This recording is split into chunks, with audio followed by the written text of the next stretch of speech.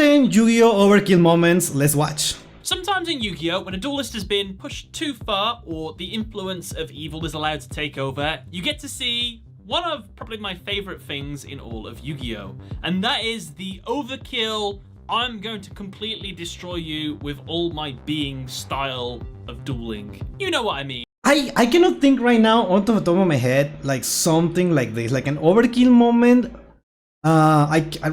I don't know. I'm pretty sure I'm gonna think about something else. I remember like in the last match of season 1 of GX when there were like two monsters with like over 10,000 attack fighting each other, but that wasn't like an Overkill because they ended up in a draw. So I cannot think right now of something like this. Yugi versus Weevil, Berserker Soul.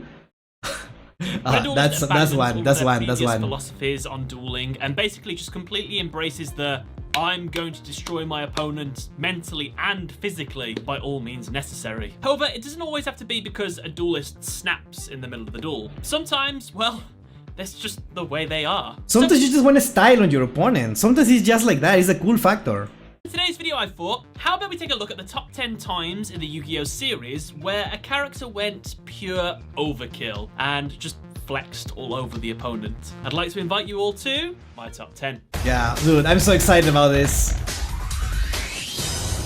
I'll take on all 5 of you simultaneously. Yuri from That's his voice in the dub. That's his voice in the dub. Oh no.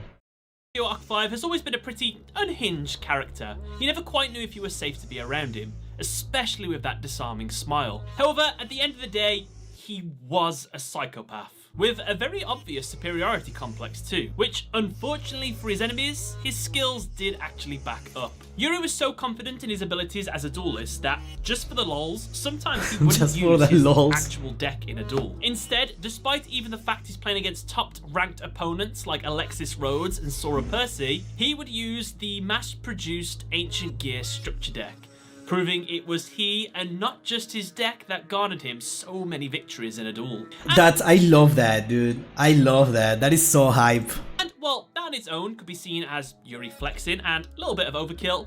That is not the moment I want to talk about.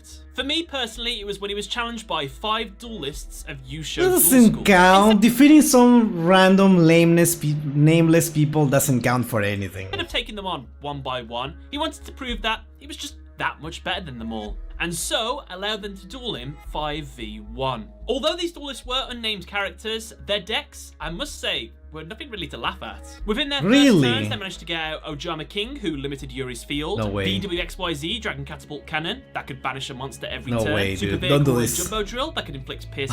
Don't do this to me, dude. There is... for a second I thought, oh no, it's gonna be Armed Dragon now. It's all the chess cards. No. Battle damage, and Master of Oz, who had a whopping 4,200. These are all GX cards, right? These are all cards from the GX characters. Points. Yuri, completely unfazed by the overwhelming odds that sat before him, just proceeded to annihilate them all. Not only did he beat all 5 of the duelists by himself, but to add insult to injury, he beats them all in a single turn with only his ace monster.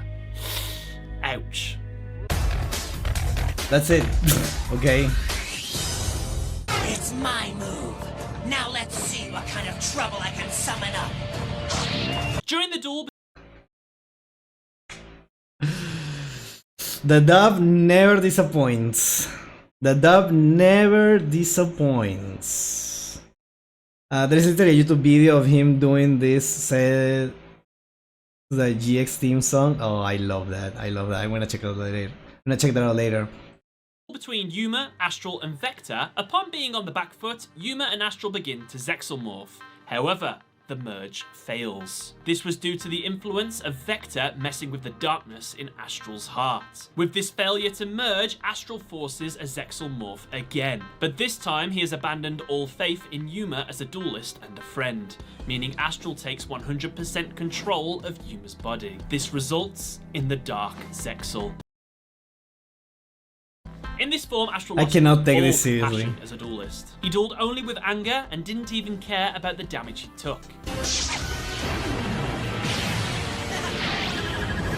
Using his number C39 Utopia Ray V, equipped with DZW Chimera Clad, this allowed him to continuously and savagely attack Vector's number 104 Masquerade, should it survive the battle. That's the which, guy. through the effect of Vector's trap, it did. In fact, Vector was able to increase his monster's attack by 100 points more than Yuma's monster each time it attacked. So, Yuma in a berserk state leans into this infinite situation, where every time he attacks, his monster's attack points double, at the cost of 100 life points. He continues to attack over and over again. Jesus Christ, what is the that 20 life points are slipping down to 0. He manages to get his monster up to 83,200 attack points before an astral could retake control. What the hell? However, had Dark Yuma been allowed to continue with the duel as he was doing, he would have been able to get a monster with 2,662,400. It would have been cool to see it. Why at that point? All you boys are voiced by the same guy? Didn't know that. Awesome. Attack, where his final attack would have been impressive, but it would have led to his defeat. The Evil 500 type dude. He's the guy. Going back to Yu-Gi-Oh! Oh, we didn't saw that. What? I something like that. Like, what?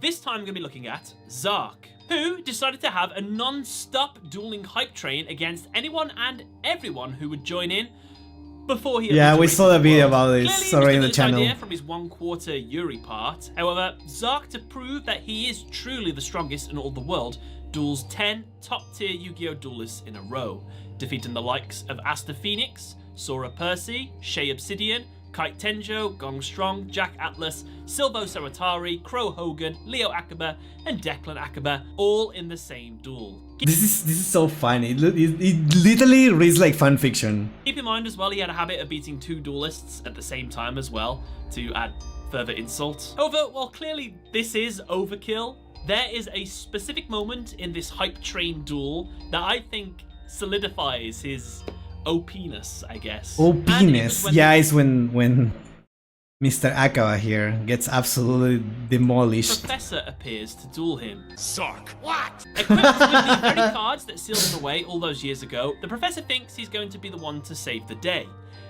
This is not what happens. Instead, Zark immediately OTKs him the very first turn he gets, going for irony as well by defeating him with the cards he brought to fight against him. Looks like you won't get a chance to play your special cards, and that's terrible! Keep in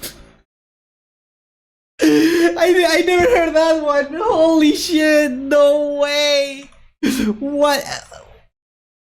going for irony as well by defeating him with the cards he brought to fight against him. Looks like you won't get a chance to play your special cards, and that's terrible! Keep in And that's terrible. mind that the Professor was supposed to be the main central antagonist of the entire Yu-Gi-Oh! Art 5 series until Zark appeared. So it just kind of solidifies the fact that the Professor is a big fat letdown, whereas Zark is pretty OP. This music is so nostalgic, it hurts. Who is this?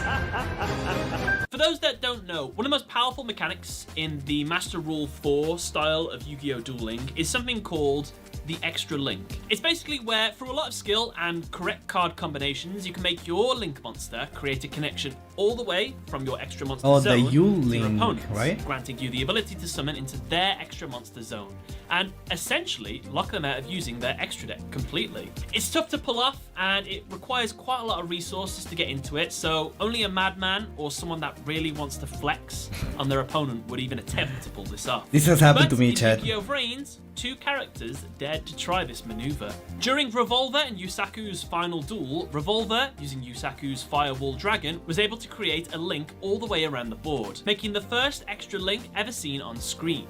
And while this is impressive, one of Revolver's underlings, known as Spectre, actually one-ups this and does something a little bit more impressive. During his duel against the evil AI Lightning, Spectre was able to create what Revolver couldn't: the perfect extra link, something that Revolver called エクストラリンクフルモード completely Okay. locking out Lightning from using his extra deck and commanding complete field dominance. Spectre basically wanted to give Lightning zero chance of a comeback, and for the most part, he did achieve this.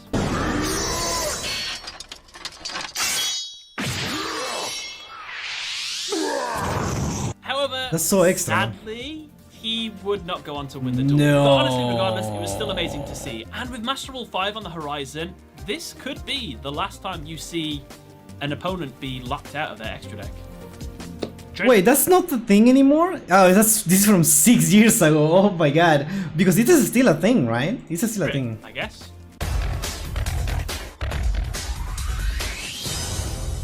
I still have a lot more spoiling to do. Go, Giant Grinder! Imagine being Okay. in the Yu-Gi-Oh universe for a moment. There are professional Yu-Gi-Oh duelists you see on TV, and you look up to them, you aspire to be like them, and out of the blue one day, one of them invites you to have a meet up and duel with them. Sounds awesome, right? However, what you slowly start to realize midway through your duel is that person is an absolute psychopath. I won't be happy until all my fans get exactly what they deserve. Okay, I don't know why the first thing that popped into my mind is like, this seems like something MBT will do. And I'm sure he agrees.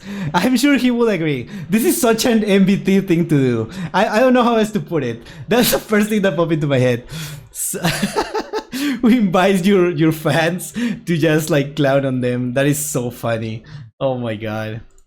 Yes, in Yu-Gi-Oh! Zexal, a celebrity duelist known as Quattro invites Bronk and Caswell to duel him because, well, he just loves to spoil his fans. However, in reality, he hates them all. He convinces them to agree to a battle royale, and even allowing himself to go last, despite the fact he would be at an even greater disadvantage. During the Honestly, okay, like no joke. Like if actually like I get to play with someone that I admire, I would love that person to go all out. Obviously, I don't want the person to like take like what's the word?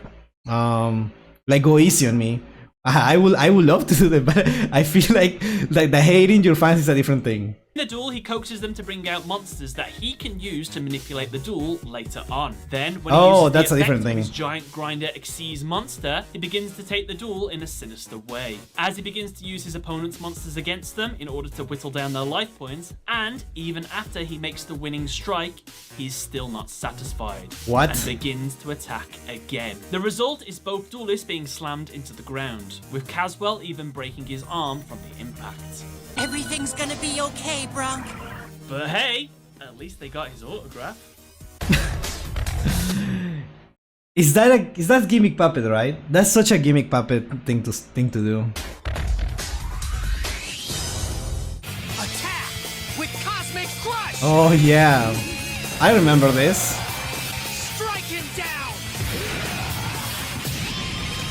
During the How can you prefer the music from the sub? The music from the GX dub is so good. It's the best part of it. It's like it hurts me to watch the sub because there is no music. The music is so good. Yes, give me puppet. Okay, I knew it. alternate dimension arc of Yu-Gi-Oh! GX, Jaden gets into a high-stakes duel against Braun, Mad King of Dark World, who, throughout the duel, keeps sacrificing all of his friends through their negative emotions. He does this to meet the criteria for the creation of the ultimate fusion card, Super Polymerization. And as well, he's probably just doing this. Yeah, music made it better. Upon witnessing the deaths of each of his friends, Jaden just thinks, screw it. I've lost everyone. It's time to go all out. As soon as you hear the most It's optimistic time to go demon time. and fun-loving duelist of what I would consider every single series of Yu-Gi-Oh! Renounce dueling for fun and basically just going all in for revenge, you know something bad is gonna happen. I used to duel for fun, but now I'm dueling to avenge what you did to my best friends. It's payback time. It reminds me of a quote I read. Dude, honestly, that goes so hard. Like, let's be honest here, that goes so hard. Yugioh's Japanese music is pretty good too. No, I know it's also good. It's just like I prefer how like unique the dub music is, obviously. This is why you never break the MC. No, we need this. There are 3 things all wise men fear: the sea in a storm, a night with no moon, and the anger of a gentle man. I played the spell card Oversoul!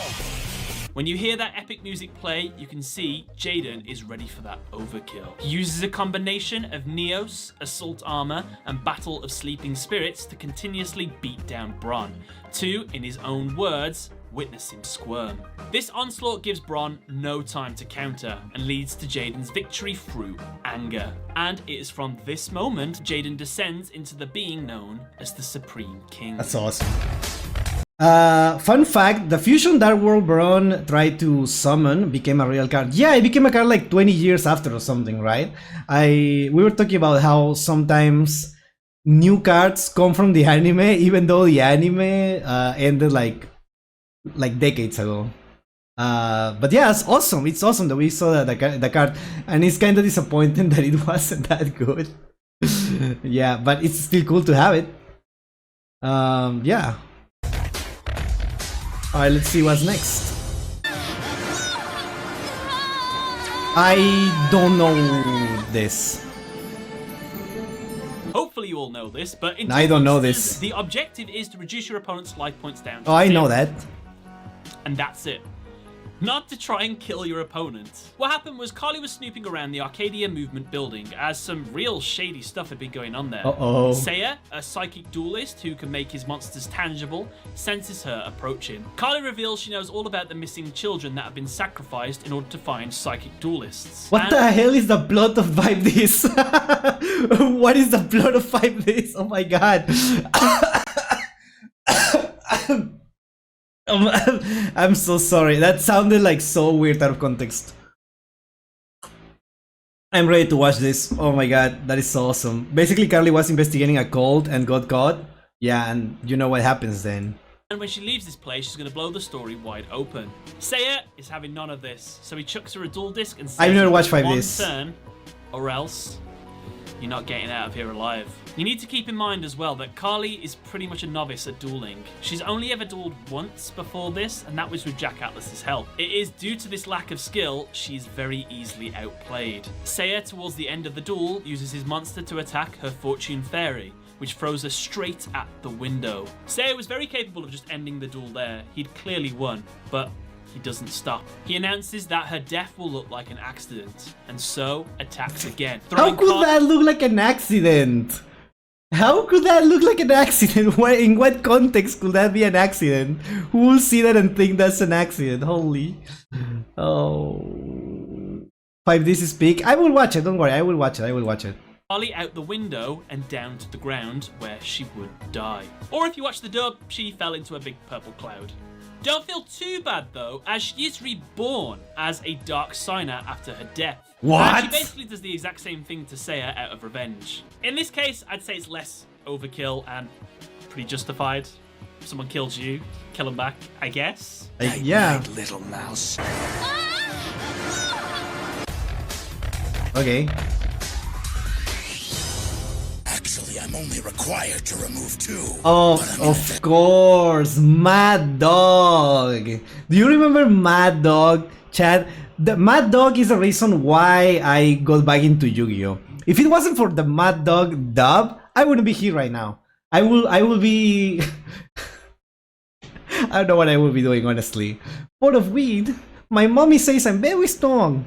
That's right, poopy head.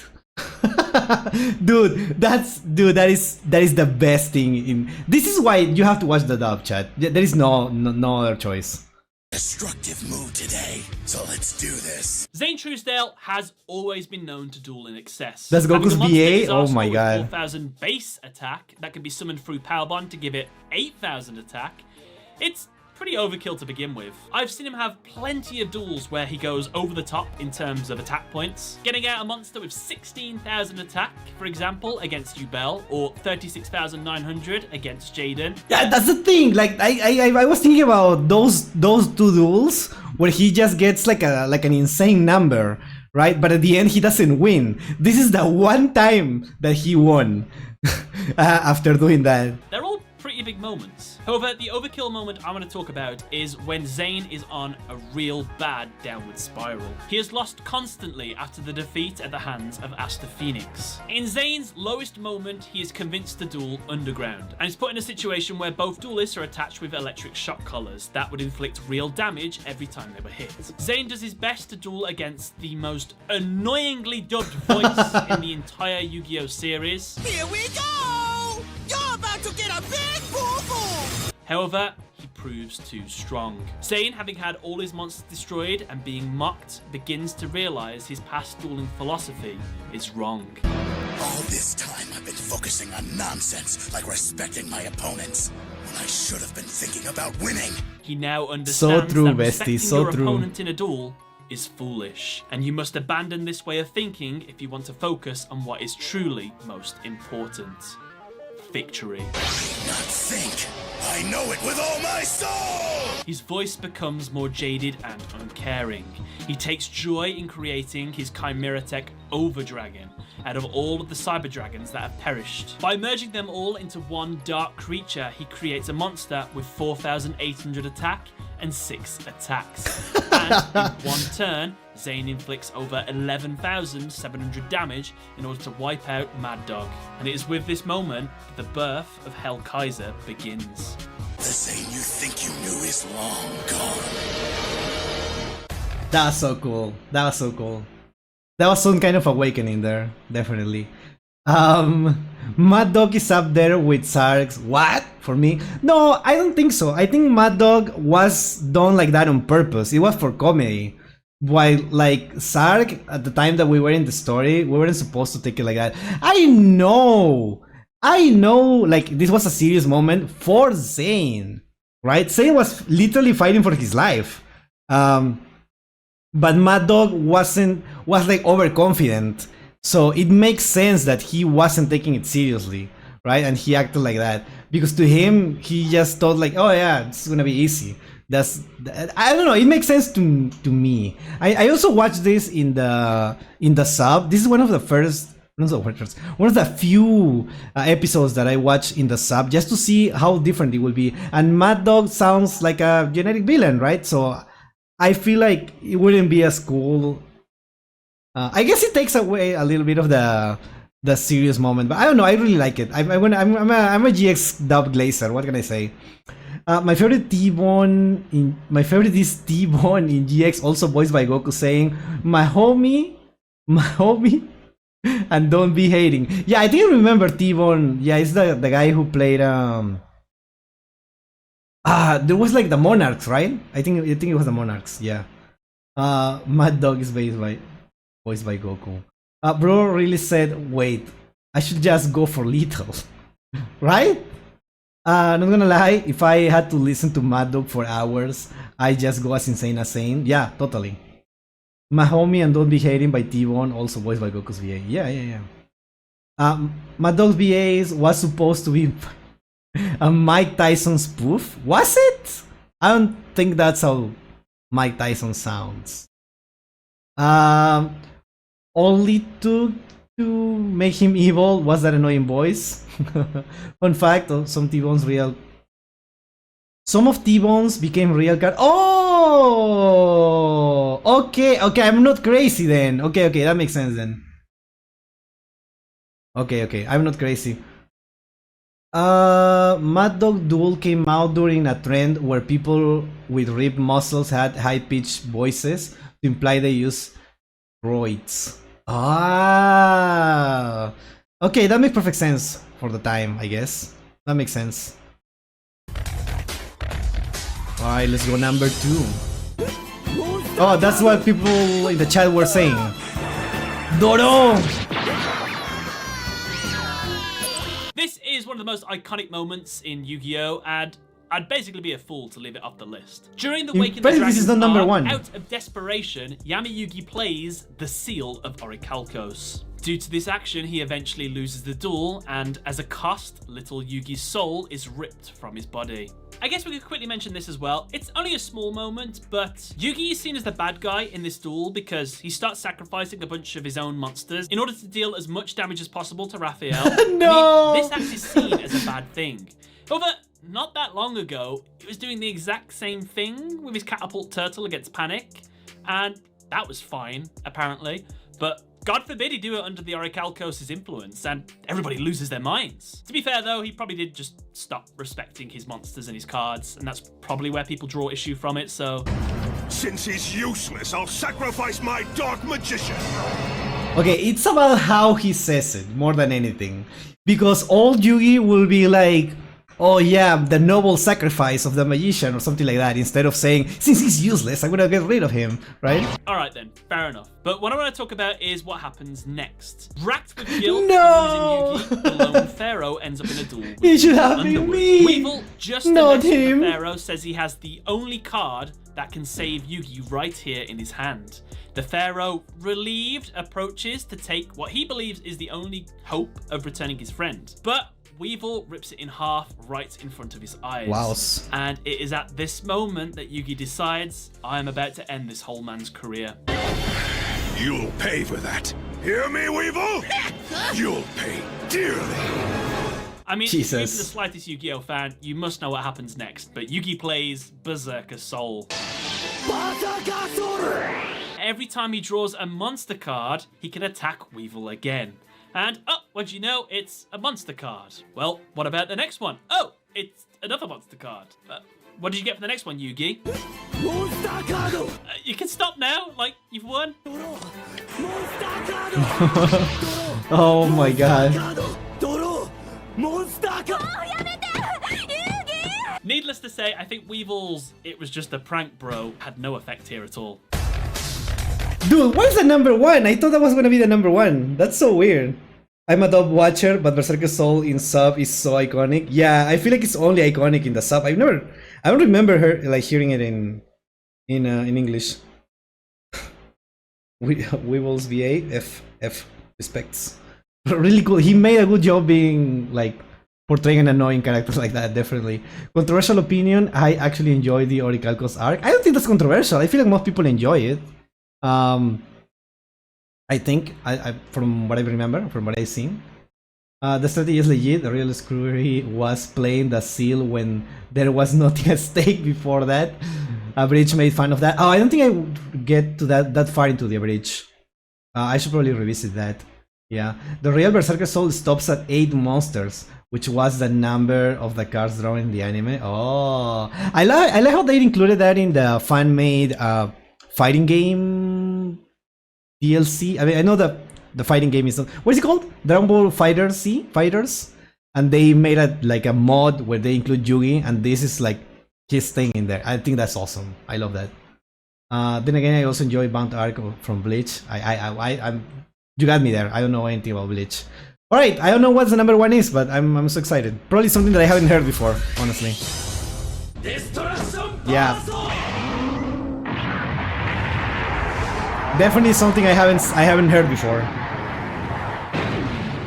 So, for the number one most overkill moment in the Yu-Gi-Oh series, for me personally, is the duel between the main character of the Yu-Gi-Oh! Arc 5 series, Yuya Sakaki, and the two-dimensional counterparts of his main gal, Serena and Ruri, who, keep in mind, are possessed by an evil parasite, and keep in mind as well that Yuya has the spirit of one of his alternate dimension halves inside himself as well. Yuya is a good Very kid. cool plot. He wants people to smile, and he always helps those in need. Yeah. At this moment, his best friend and childhood sweetheart, Yuzu, has been missing, and all he wants to do is get her back home safely. Throughout the duel, he begins to get pushed back more and more. He gets angry at one point in the duel, but Yuto manages to calm him down. Oh, this is probably important to mention as well. Yuya also has the malignant spirit of his former combined self within his body that, under intense emotional situations, can manifest itself and cause basically a whole lot of bad things to happen. Yeah, so that's what's gonna happen. He urged to embrace that darkness then, and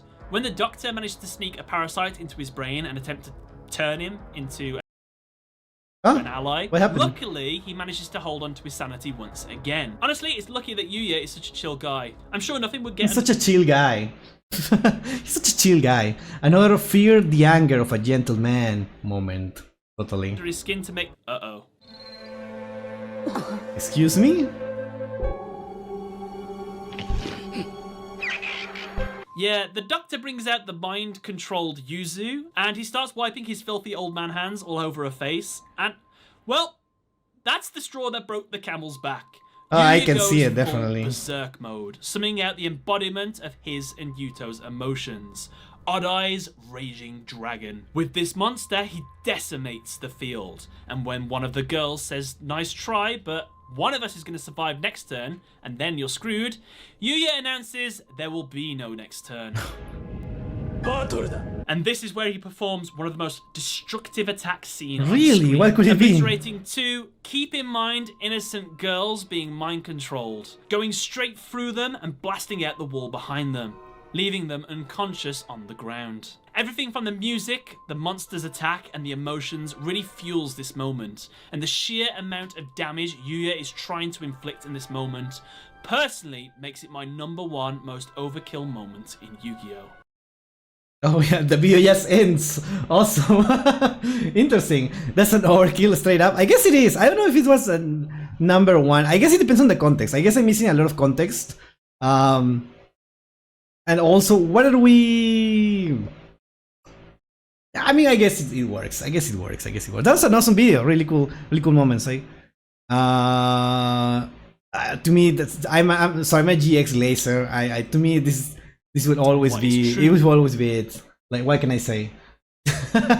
This is so awesome. Hold on, I'm sorry. It has to be. It has to be sane. Yeah, it's worth watching the clip of the whole scene. I would watch the whole series at some point. I will watch it. It's just, chat, I'm so sorry. I keep saying every stream, every reaction, I'm like, I'm gonna watch it. And I will. I promise I will. So yeah. Thank you. Cool video as always.